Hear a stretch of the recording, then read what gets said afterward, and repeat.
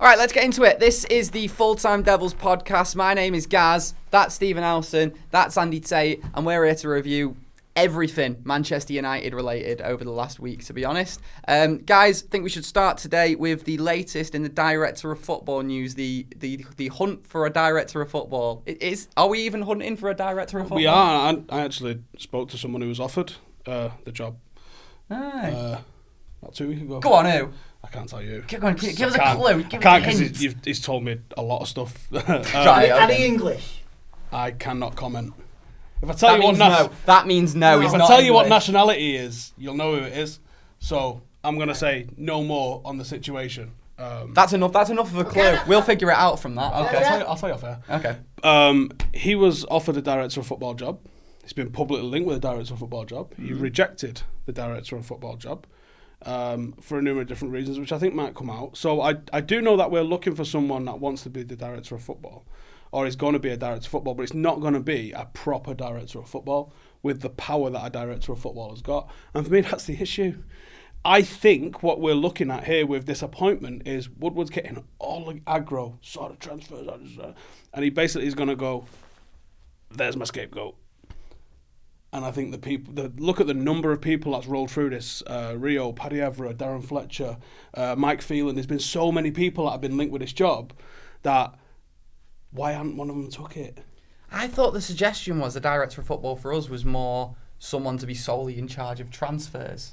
And to leave everything else to Woodward. And it's meant to be more than that, isn't it? But yeah. It's meant to be, but we thought with us it was maybe a different scenario. I think Stephen's got a point now. He could be. He just needs a scapegoat. That's why it's getting to look like, and nobody will touch it. There's also, I'll break some news for you. How about that? I can't tell you who the player is because it's obvious where it came from. But there's I like this. There's a player that's a fullback. That's at a very, very big club. Okay. That's a United fan. Now United brought him over to talk to him. All right. Mayfair office. Before he came to United, he went and spoke to Spurs. The reason he went and spoke to Spurs is Trippier is meant to be going to Napoli, which is why we've been linked with this fella that you're going to talk about in a bit. So this lad is potentially the replacement for Trippier at Spurs, potentially a right back for us because we need one as well. This lad went and sat down with Matt Judge at United, but before he went to United, Pochettino met him at the stadium, took him around the stadium, told him 3 hours he was with him. It's like took him on a date at the Spurs stadium, basically. Had a meal overlooking the pitch, told him all his plans for you, what's going to happen with you, this and the other. And then comes to United. He walks down the corridor at Mayfair, which is meant. I really want to go. It sounds amazing. Why? Our office in Mayfair. Got all the trophies there. Oh, wow, okay. It's got all the trophies. It looks amazing. It looks absolutely ridiculous from what I've heard. Sits down with Matt Judge. Matt Judge goes, "What's your name, son?" No. He doesn't. Right back at a top club. Top club. And then he goes, "How many appearances have you got?" And then he's about to ask another question. His agent goes, "Can I just stop you there? Here's what happened when we went to Spurs. Do you honestly think my client's going to sign on that?" And he went, "This is Manchester United." That was a United fan. We can't sign United fans. It's crazy, man. It's crazy. What is going on at the minute in terms of transfers, Andy? We were talking last season saying, if we don't get Champions League football, it's going to be a struggle to convince players to come in. I phoned this morning, renewed for next season. The lady that took my details renewed, and she said, "Is anything you want? Anything else I can help you with?" We went, "You got any news on transfers?" Because we're all getting pissed off. But seriously, I did it this morning and renewed. And from what I've heard, she said to me, everyone in the ticket office is pissed off. Everyone's getting aggro, and it's everyone's. Like I say, it's going to turn toxic. Ole's made a rod for his own back, saying he wanted everything sorted by July the 1st. Well, the clock is ticking. We are nearly 12 days away. Is that a rod for Ole's back though, or is that to push those above him to get their arse in gear? I mean, all right, we're not currently Real Madrid. We're a long way from being Real Madrid, but Real Madrid have got 5 over the line, 5 big deals over the line. Even City. They're struggling over Wan-Bissaka. I knew about Wan-Bissaka in March, man. Why is it still June and it's not over the line? Why can't we do what we did with Memphis when it's like, end of April? And you're like, we've signed him. Yes. Yeah. I think That's that was the what last United time we used to do as started well. a deal like that, wasn't it? Yeah. Because everything it's just tippy-tappy, Woodward, Thunderbird head. You know what I mean? He's got an head like a Thunderbird, seriously. And like you say, he's He does look like a ventriloquist dummy, I think, Ed Woodward, a little bit. He was his glazer dummy, some would say. Going back to some of those stories you spoke about before then, I'm not sure if I was about to take positive in the fact that if those stories are true, it means that United are actually looking for a director of football and we are actually looking for a fullback. But I suppose it's actually more worrying that we're looking and failing to pull the right people in. Well, I don't know if you're failing to pull the right people in. I think the job offer is not what it seems. I think that's the reason why these things haven't been sorted. I think that's the reason why these things haven't been able to get over the line. Because people are going, they're like, director of football at United. Sounds like a top plan, that, to me. What's the crack? just there isn't a crack. Just identifying talent. No, that might not be what the crack is. The crack, I think, is a lot less than what everyone assumes that role is. That role is stop Ed getting a little bit more shit than he's getting. I think that's the role. And that's not a role. Well, that's setting a guy up for a fall. Well, how long before Ed starts picking the first team? Serious? I'm being honest. What's to say he doesn't already? I don't know what What's to authority. say Lukaku didn't come back into the team at the end of the season to keep his resale value high? What's to say Paul Pogba's not on penalties to keep his resale value high? What's to say Sanchez doesn't get told, or we don't get told Can't Sanchez play. has to be into the team because we're paying the guy $4 trillion a week? Like, you won't put it past him, would you? You won't put it No. past him. I think that the It team sounds sheet. right. I don't think the team sheet's got names on it when it gets given to Ollie, but I think there's been conversations where Ollie's like been told, you see it around contract talks time. A certain player plays a hell of a lot, then they sign a contract, then they might not play again as much. I think there's conversations that we just assume Ollie goes, here's the team I'm going to pick today, and for this reason. And I think sometimes there's a whisper in his ear. Maybe there's a house of cards thing at play as well sometimes, I think, where this guy needs games, we're going to move him on. If you want money in the summer, we need to get X in for that guy so we can move him on and buy this guy. I think there's more of that goes on than we'd like to think, to be honest. I think that I understand he's a great businessman, Ed Woodward, and stuff. Is he like though? that, but on Yeah, the footballing I'm side beginning of to things, doubt everything about him now. Well, on the footballing side of things, I just don't know what authority he has to be making any sort of decision. Especially, we heard recently that Alex Ferguson recommended someone for that director of football role, and Ed Woodward isn't keen on it. I think he was an advisory capacity. So it was Steve Walsh, the name, the man who was at he was at Leicester, wasn't he, the season that they won the Premier League? Yeah, I believe, although I'm not 100% sure, he was at Chelsea for a long, long time. He might have been like the guy who brought Drogba, who brought Zola. He then went, Is Southampton? No, he wasn't Southampton, that was Mitchell. I think he might have gone to Leicester and then No, he went to Newcastle where he met Nigel Pearson, and then Nigel Pearson took him to Leicester. Then he took him to, where did he go after Leicester? Hull, and then back to Leicester again. And then he's had a pretty good track record at all of those places, identifying good players up and coming, although maybe not so much at Newcastle. And then he went a bit west. Hull been promoted as well. Leicester won the Premier League, so he is an influence. Chelsea was pretty good. Yeah, he is an influence on the clubs that have been successful over the years. Went sits up at Everton. So I know that Fergie, his recommendations for the club since retiring maybe haven't always worked out. All right. I would give Fergie 100 chances to get things totally bollocksed up wrong, right? Over Ed Woodward, who was on a, maybe if he was, because let's be honest, Ed Woodward's decisions over the last 6 years haven't been exactly perfect. But even if Woodward was on a 10 decision streak of it being perfect, I'm still going with Fergie for 101 times to be wrong in a row. That's what I mean. Can you just imagine this meeting that supposedly happened, or phone call or whatever, where Fergie's Sir Alex Ferguson has recommended something to Ed Woodward, and he's gone, he wants total control, doesn't he? He wants total control. He wants to be the centre of attention at the club. Does he? He does. Do you reckon he's online, Woodward, and he's seeing it? No, he's seeing this no, thing. he's He not. watches us. He may watch us, but he does watch us. Because I saw him at the Player of the Year Awards, didn't I? I had this whole speech in my head, going to introduce him, what we do, and all that kind of caper. And I walked over, I was like, I'm Stephen Howson from FullTimeDEVILS. He went, I know you are. And I was like, oh, shit. Does he? I went, give us an interview then. He went, all right. And then he gave us his secretary details, and his secretary panned me. But, like... Oh, so he does, eh? Does he read the comments? I hope you don't read the comments, Ed. Ed Woodward reads full-time. I'd say I Devils apologise for Thunderbird the Ed. comments, but I don't apologise for the comments. So feel free to get in the comments below and tell Ed what you think. Thunderbird Ed, Scrooge McDuck. If you got a nickname for him, give him a nickname. Scrooge McDuck. Right, we've got all our director of football rants out, haven't we? Or have we got something else? Are we going to have one before the season starts, do you think? No. Genuinely? I thought. It's a bit late now, isn't it? Well, yeah, I would think it's late. I think someone will take it. Yeah. I don't know who. We're going to have some big presentation about it, though, innit? Like ticker tape parade. What's the point? Just bring him in quietly. We don't need to know. He's there. If he's doing well, we know who he is. Just leave him to it. I like the idea of Mitchell. He's done fantastic things at Leipzig. Did fantastic things at Spurs. Did fantastic things at Southampton. He would be the guy for me. I like the idea of that one. He found Pochettino, didn't he? And took him to Spurs. Yeah, here's the weird thing. I was talking about this morning on the video this morning. Is it Paul Mitchell this? Yeah, Paul Mitchell. Yeah, not Phil. Everyone likes to go when a transfer goes right or wrong.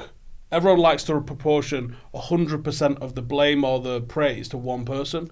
Like Pochettino signed X, did he? Or was there a director of football involved? Was the chairman involved? Was the chief scout involved? Every single one of those transfers at every single club has more than likely had someone pushing for it, someone a little bit reluctant, someone asking questions, someone offering an alternative, and as a committee, whether it's a transfer committee or whether it's a chairman, a manager and an assistant that have sat down and talked, there's always going to be, let's say us three decide to sign a player, it might be 60% Andy wants the guy, it might be 20% you, and I'm only like 10 to 8% myself. Like that, I wouldn't sign him then, probably. That's pushing for it, but that you don't know what percentage of the driving factor of some deals is. We all go, Di Maria was a Woodward signing. What if he was a Van Gaal signing? He's like, do you know what? I need that sort of playmaker in my team, and he's gone. I don't know. He played a wing back. But we always like to. That's the thing with the manager is like this most important figure in a football team. Is way less important than people give it credit for. By the way, if you entered our competition, we were doing a competition where we were offering a brilliant prize, Speedboat. 2 match tickets to a game which we've yet to announce next season. Show me age, yeah. And also, plenty of hospitality as well at Hotel Football. I am going to announce the winner to that one at the end of today's podcast. We get 1 million retweets, we'll give a speedboat away. Make sure you stick around. That is not happening. No, not legally. Quote me. No, it's not happening. Get 1 million retweets. Buy your speedboat. Okay, this story I know has had a bit of time to breathe now, and I know that everyone's initial It's not about beans, is no, it? not beans. We're not doing that. They're good for your art, but we're not getting into that. If Ed was a true genius businessman, we'd have an iron sponsorship yesterday morning.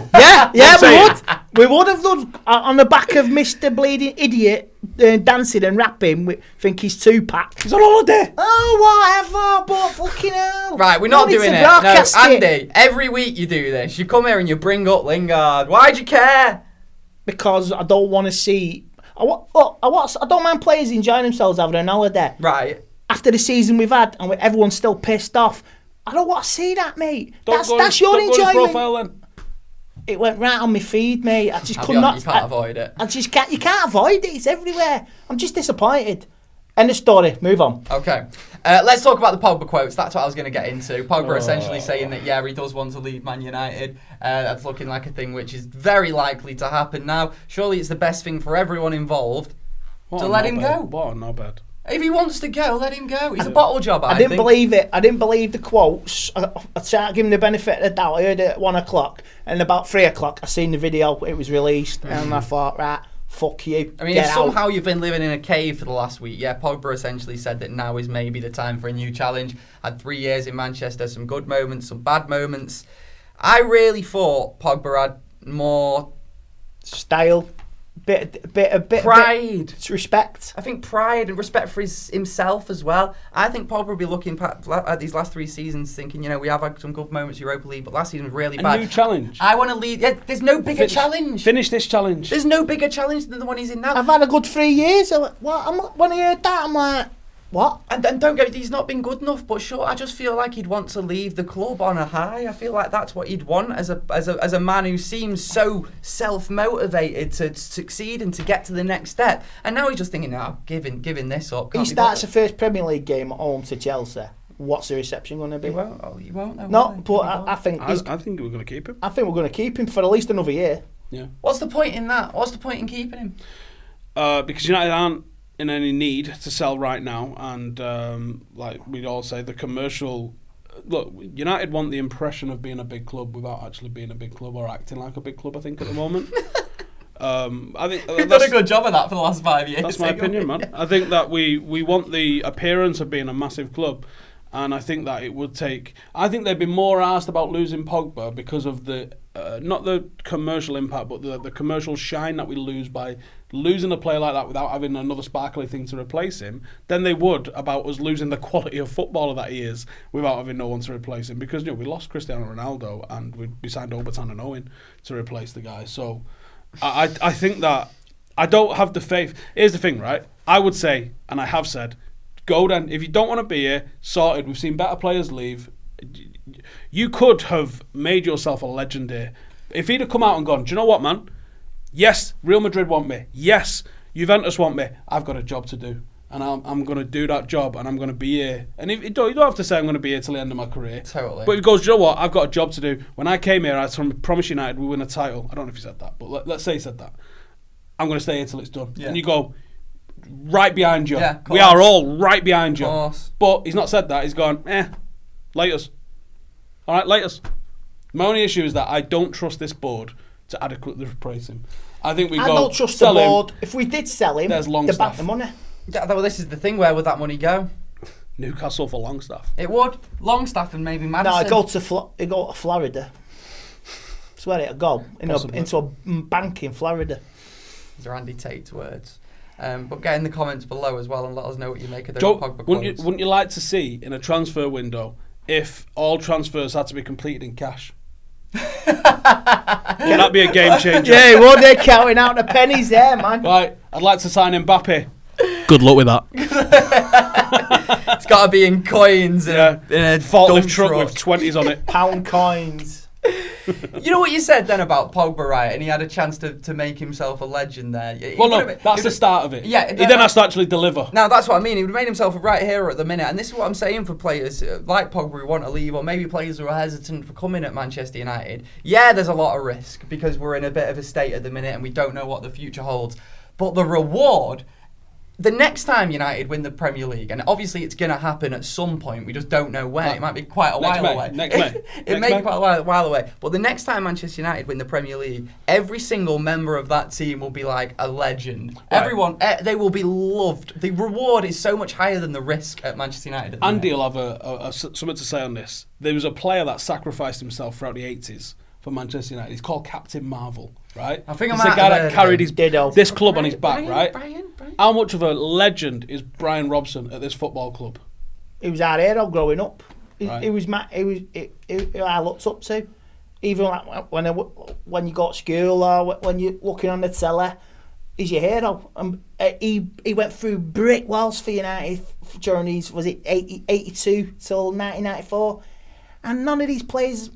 Maybe apart from Roy Keane, like Vidic as well, Rio, Evra, but none of these current players now, nothing on him. So for the people who are maybe a little bit too young to have watched Brian Robson play, me included here, what sort of situation were United in there in the 80s? What was Andy will probably be able to tell us a little bit more, but in the 80s we'd gone through, Sexton? We just lost Sexton. You bring in Ron Atkinson. Who didn't really have a tactics. He was kind of like, it was a bit of a Kevin Keegan sort of, let's just have it. Just attack at will, which was a big United way. And then Fergie came in.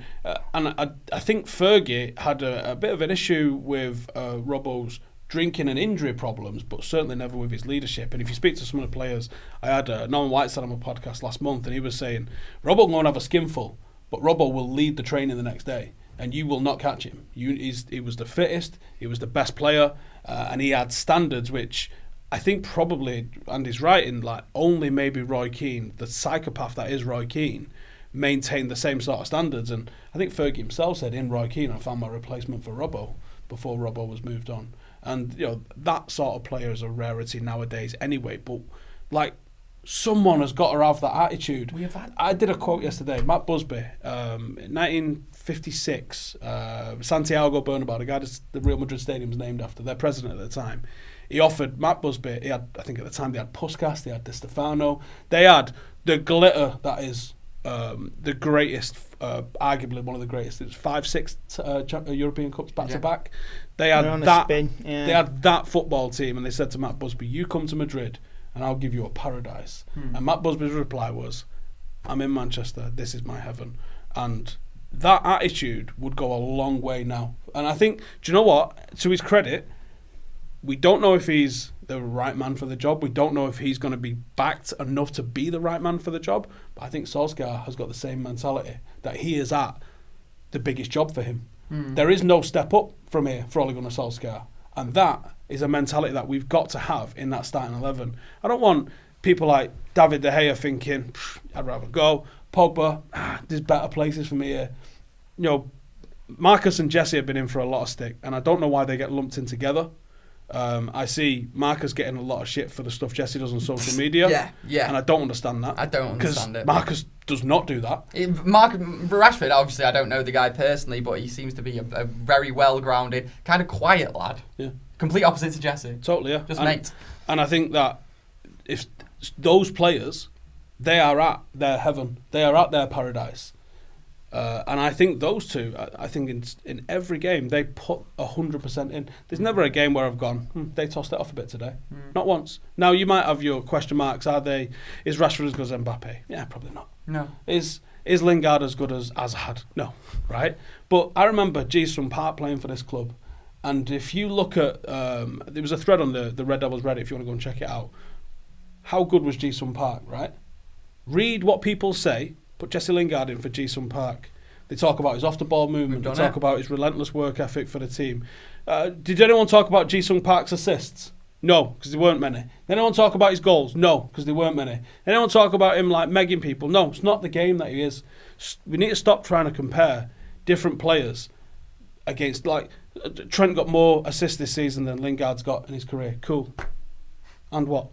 Yeah. And what? And Anderson's got more Premier League medals than Gerrard's ever seen. Does it mean that Anderson's a better footballer? No, it doesn't. We've got to Luke Chadwick has more Premier League medals than Steven Gerrard does. Let's go on to transfers a little bit, guys, because I know that people are wanting to hear about this and what's the latest and what could be happening. Obviously, Wan-Bissaka is a man that we've been heavily linked to throughout this transfer window, but he had a bad game for England under 21s, so that means we probably shouldn't sign him and we should keep Ashley Young, right? I disagree that he had a bad game, in all honesty. He had a bad moment. Sorry, for the people listening and not watching, Andy's just glaring at me now. He's not happy. What Wan-Bissaka? Not wrong with him. Like I say, Stephen was down at Sellers Park the other week, and he knows what's what. And get him. I found what he said. It's a done deal. It's just waiting. So this shocking performance. I think we're dicking about over. I think we're offering to pay him. I think the cash they're happy with in terms of the figure. But it's are we paying them over 9 months? Are we paying this up front, that on the thing? I think they're just figuring out the final thing is, and I'm pretty sure it'll go ahead. But for people who watched that under-21s game and are worried then, is he really worth 50 million?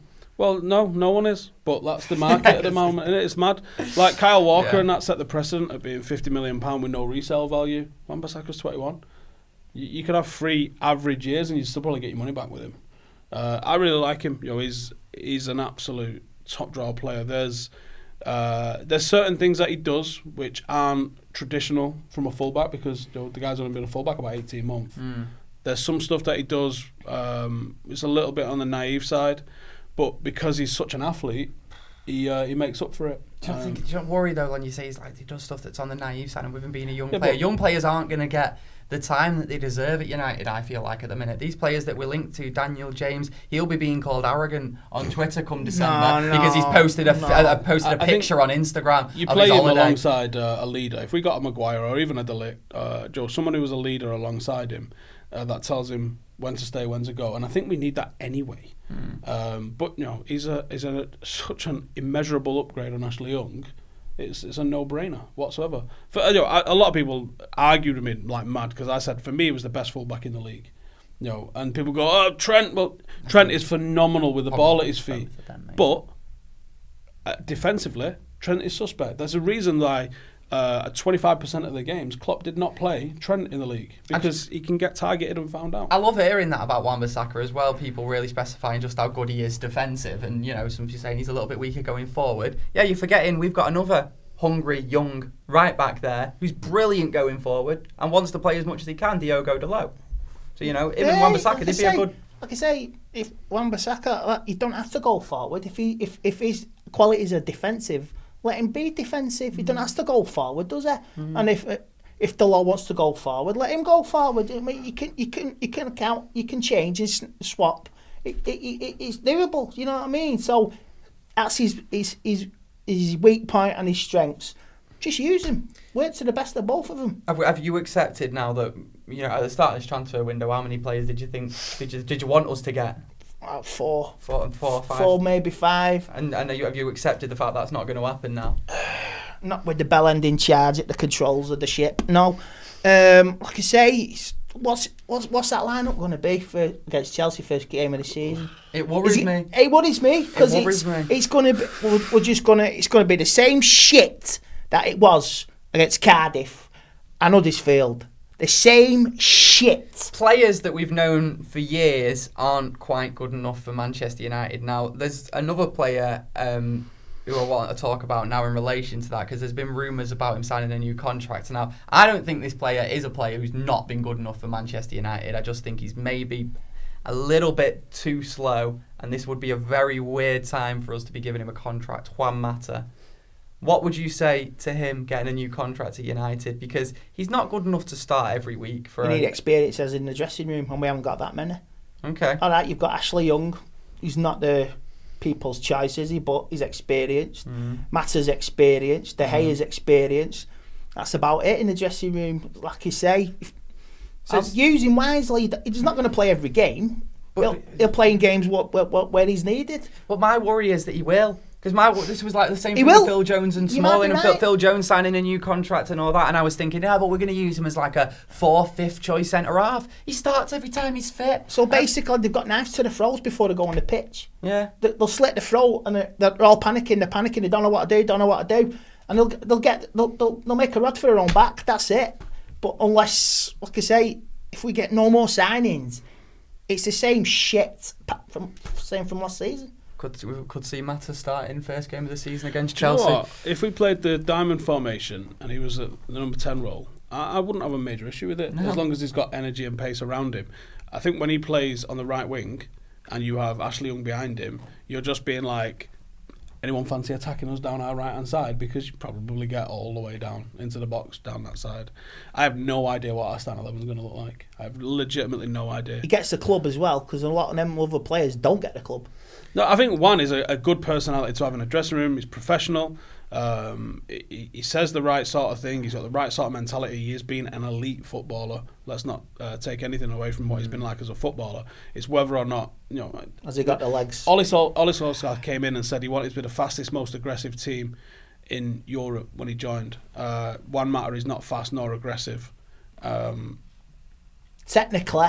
Yeah, can find the right pass. I like Juan Mata, I like Juan Mata, and I think over the last few years he's been slightly underrated. You add that to the talk that Tuan Zabi is probably going to get sold to Aston Villa, and you go, hang on, the archetype of a player. No, that can't happen, man. We need.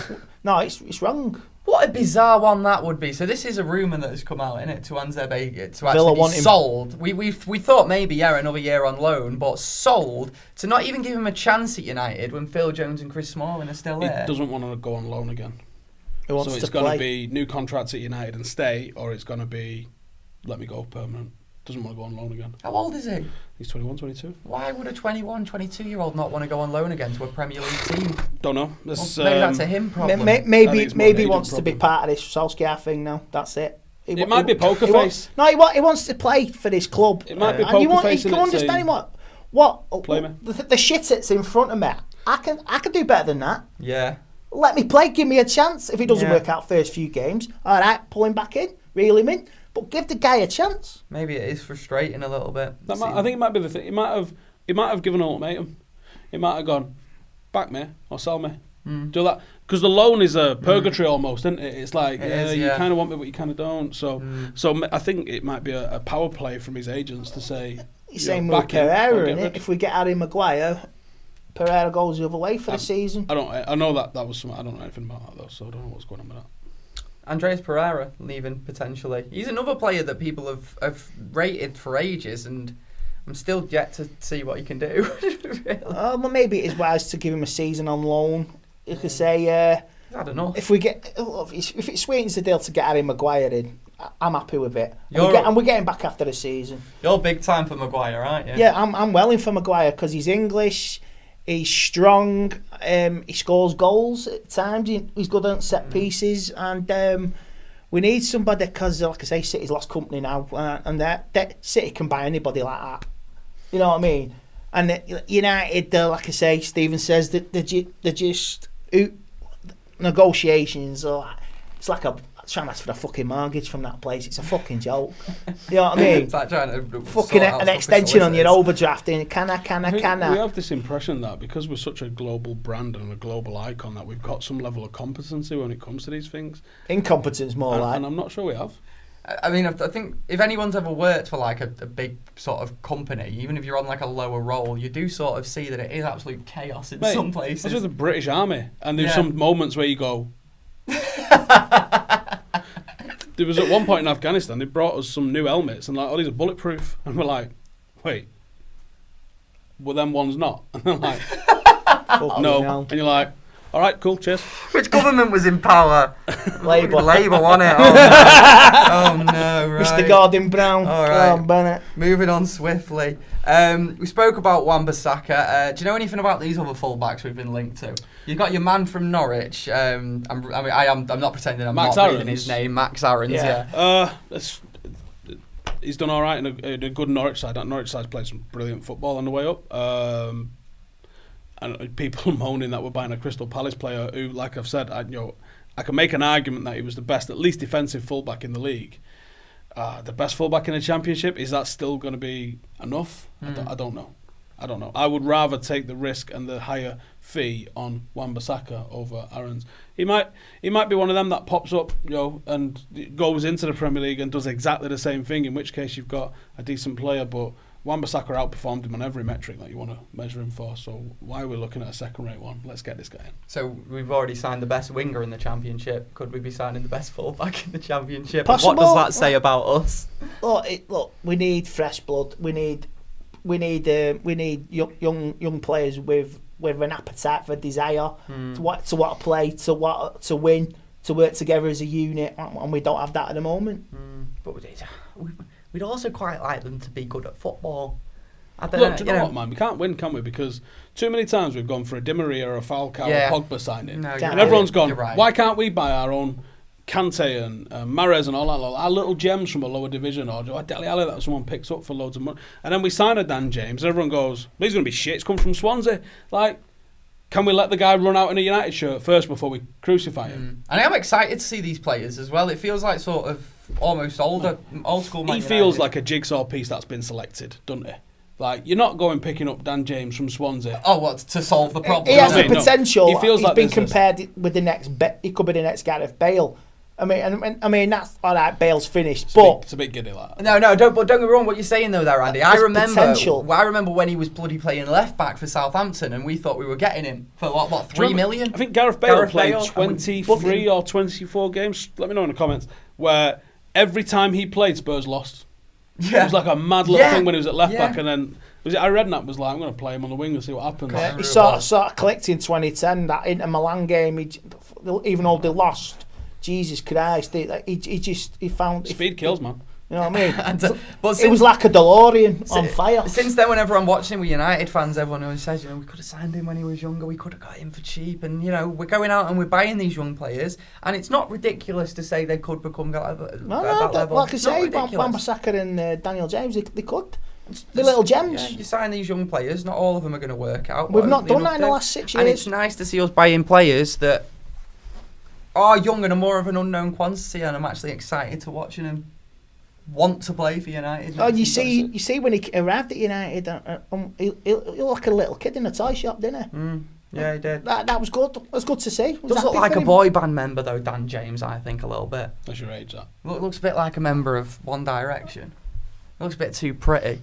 I was about to say. Hopefully, there's a player in training who gives him. I seen a a video when he and got gets him used to it. But we don't have anyone, do we? Seen a video when he turned 21. He got a puppy for his birthday. Yeah, that was kind of nice. No, right. If you don't react like that to getting a puppy, you don't deserve it. Oh no! Now this video. Everyone loves puppies. If you've not seen this video, go and check it out after the podcast. Right, Daniel James. He's been given a present. It's a puppy from his girlfriend. Right now, the puppy's on the other side of the room, and the girlfriend's filming, and the puppy's just sat there waiting for him. How has she got the puppy to stay there? Puppies do not sit still. Not for you. I think she's put some industrial glue on its chest or something. It's or not a treat. Right. He's munching on it. A little couple of treats in front of him. I think it needs to be looked into that. Before we finish today, just some other players we've been linked to. I want to talk about your man from Napoli, but I don't know how to say his name. I'm not sure. It's Hazard. Al-Said Hizaj. Hizaj? He's shit anyway. So.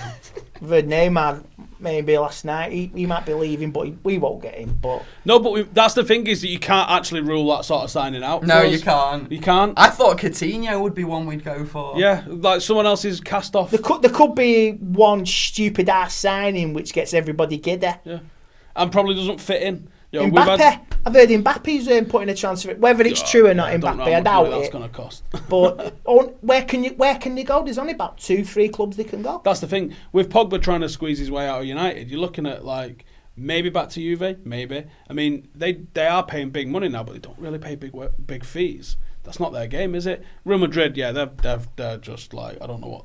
No, they've got the biggest one goal on the world has ever seen. I think they'd never paying that bad boy back. They've just gone on an absolute. Well, that PSG ruined the I had market. a mate who had a summer like that in about 2002. That's the sort of area that Real Madrid are going into. Didn't end well. Ended up in rehab. Right. So anything we all need to get off. I hope he's not listening. Anything we all need to get off our chest before we wrap up today's podcast? We usually do a Wally of the week, don't we?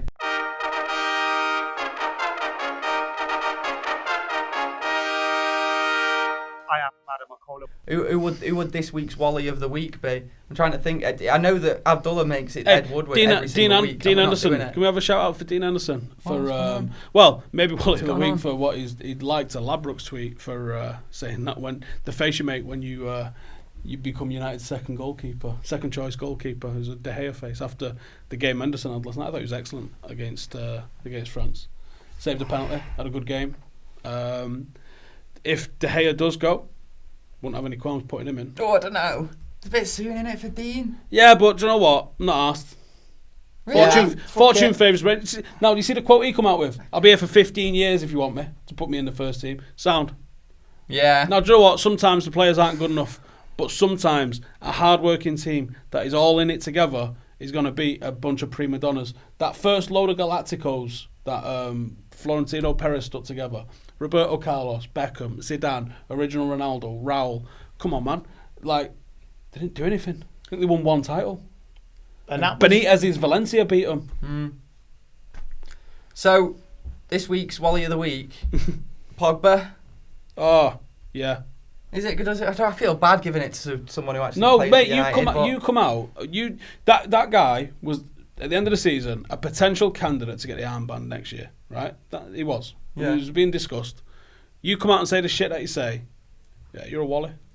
Right, you have been listening to what is now officially the UK's second most popular sports podcast. Nice one. Or it was for a brief period anyway.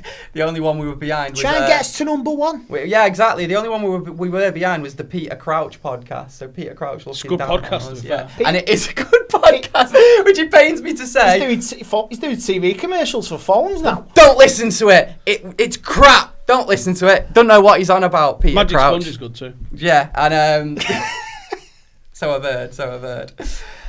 We also have to announce the winner because we've got this big competition. We announced it recently and we said that we'd pick a random commenter who gave us a review and then I specified it has to be a 5-star review. Is it Howson Stevenson? It's not Howson Stevenson, no. And we were giving you 2 tickets to come and watch United at Old Trafford and you as well some complimentary hospitality on the speedboat from Hotel Football. No speedboat involved in this prize. No, the speedboat's for 1 million retweets. However, the winner of this goes to And R Mill. So that's how they spelt their name. It's ANDRMILL.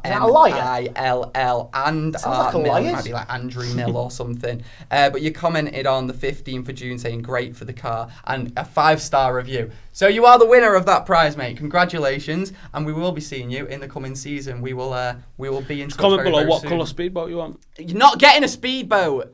Right. See you next time in a bit.